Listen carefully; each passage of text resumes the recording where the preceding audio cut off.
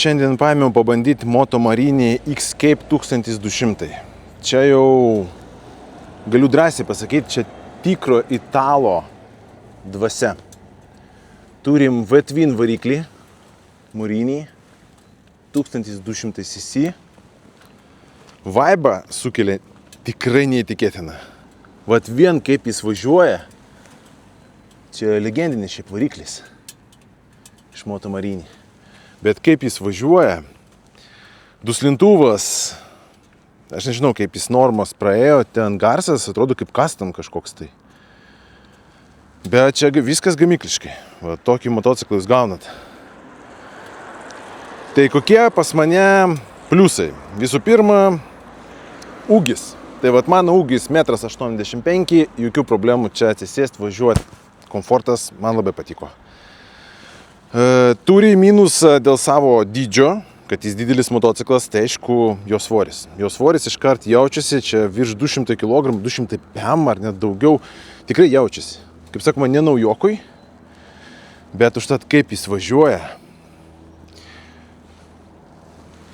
Variklis pasaka, išvis man kažkoks tai Harley mišinys su sportiniu motociklu, nes čia V-twinas, kuris dar nori ir moka suktis. Tai, vienu žodžiu, emocijos pas mane, wow, aš tik duor atvažiavau.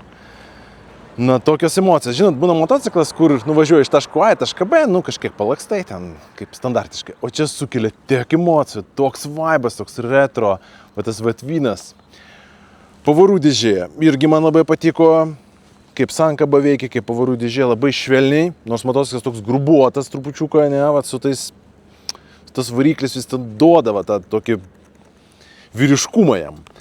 Bet pavarų sankaba, pavarų dėžė veikia labai gerai.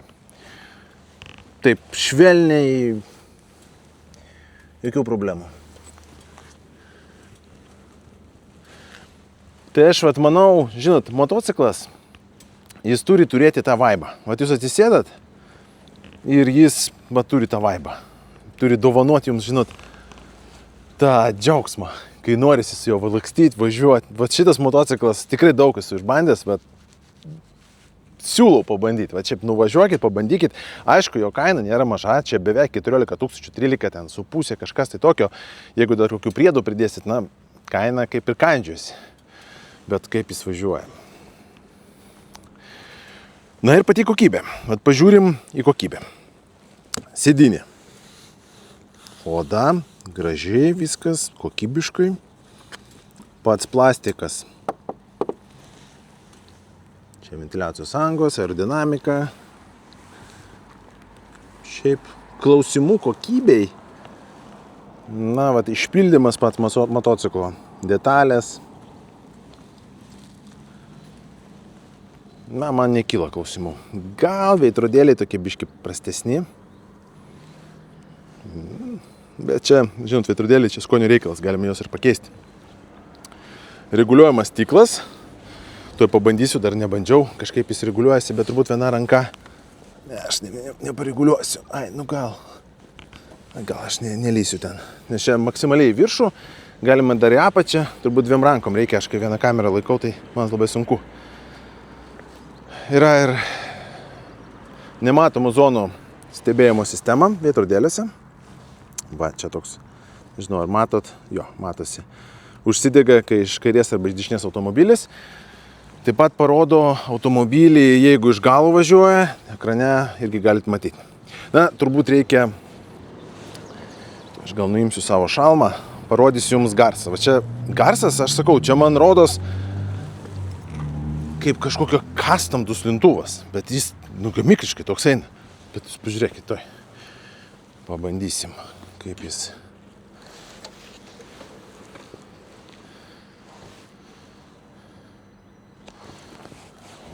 Parodysiu jums monitorių. Čia toks kompas, mini kompas. Va, čia yra ta iš galo skanuoja, kai važiuoja automobilį, parodo iš kairės, iš dešinės. Nu tai ką, metas paklausyti.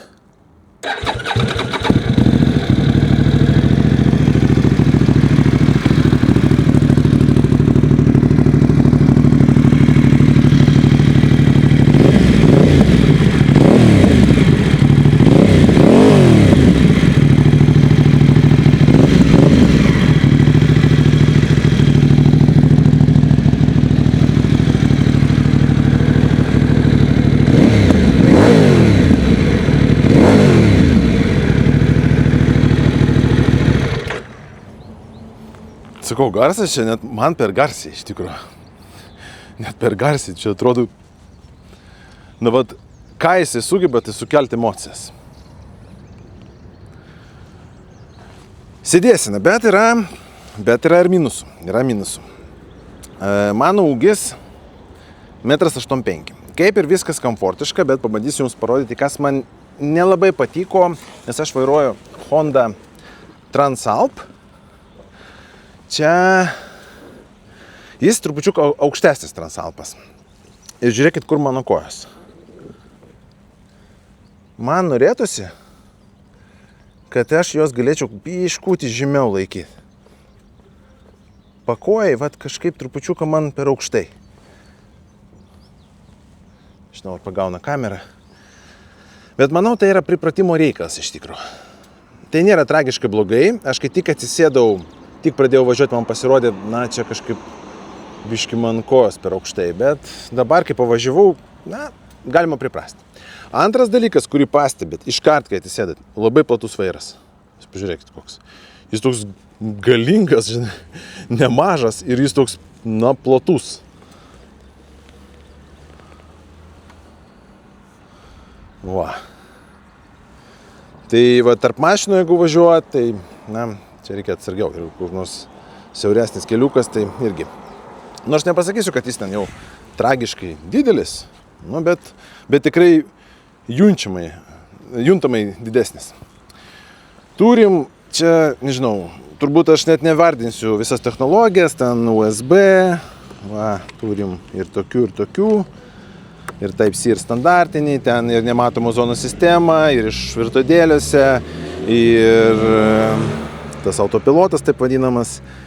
Čia turbūt, aš net nežinau, žinot, nespėjau net išsiaiškinti iš tikrųjų.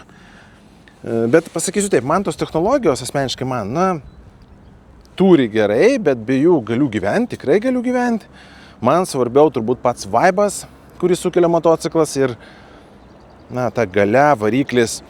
Daug žiūrėjau ir kitų apžvalgininkų nuomonių. Visi sakė, kad jis ten nevažiuoja, kažkas tai tokio. Nu, žiūrint, su kom lyginti. Vat, pavyzdžiui, jeigu aš lyginu su savo Honda Transalp, tai iš vietos jis taip švilniau ir taip kilmingiau važiuoja negu Transalpas. Jis sunkesnis, jo, jį reikia valdyti jau, jis sunkesnis, bet pats, vat, kaip veikia variklis, tai, sakau, man yra pasaka, aš noriu pasikartoju, aišku, bet kaip jis veikia, daug motociklų šis bandęs, bet čia ir ten Moto Guzzi, ko aš tik nebandžiau, žinai, ir BMW, ten ir Honda. Bet va čia nesitikėjau, galvojau, kad, nu, toks bus. Moto Marinį, bet, pavyzdžiui, jeigu jūs bandėte anksčiau tą 700, Moto Marinį 500, rodos yra dabar 400 PM. Na šiaip jie naudoja 600 PM, man rodos, ar 600, dabar buvo 700 naujas variklis. Tai čia išvis nepalyginami dalykai. Tas Moto Marinį 700 jį reikia sukti, jis mėgsta labai, kad ten virš 5000 jis pradeda važiuoti. Šitas ne, jis iškart duoda tą galę, tą vaibą, kad tas vatvynas, čia tas itališkas vaibas. Ir už 13 000 čia kažkoks pusiau Moto Guzzi, Ducati mišinys ten. Nu geras. Vienu žodžiu, man labai patiko. O jeigu norit pažiūrėti mano POV video apie šitą motociklą, tai prašom, spauskit nuorodą, kažkur šoks, ar čia. Mano kanale tikrai rasit tokių video, kur pajusit tą galę, garsą, kaip jis vairuojasi. Ir siūlau išbandyti. Tikrai, jeigu svarstate apie motociklą, bent turėsite omeny, kaip jis važiuoja ir kaip važiuoja motociklai. Čia yra labai svarbu, kai renkate savo, nu gal čia kaip pirmas motociklas per drąsų būtų, nors jeigu su galva, tai manau, kad visai ne, kodėlgi ne. Va, o aš siūlau visada išbandyti, aišku, galit mano POV pažiūrėti, pamatyti kaip atrodo, jeigu patinka išvaizda, patinka tas vaibas, variklis, garsas, tai siūlau ateiti, išbandyti, drąsiai pavažinėsi kokį pusvalanduką, pajusit ir net palyginsit. Nes žmonės būna, kai perka savo pirmą motociklą, nuvaro į parduotuvę, pamato, va, 500 stovi, fainas, geras, va, gražus, perkam. Net nebando, kai kurie, aš žinau, tarp savo pažįstamų, ateina, net nebando.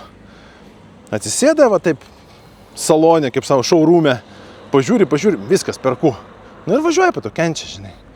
O pabandykit va tokį motociklą ir po to palyginkit su kitais. Nuvarykit į kitus salonus. Triumfus, BMW, Suzuki, ten Yamaha, Honda, daug yra dabar, ko ten pilna. Ir kiniečių. Nuvažiuokit, pažiūrėkit, pabandykit, iškart pajusit skirtumą. Ir suprasit, koks motociklas jūsų reikalingas. Tai va. O ką, aš toliau varau su to motociklu, pasivažinėsim. O jūs žiūrėkit mano po video ir komentuokit.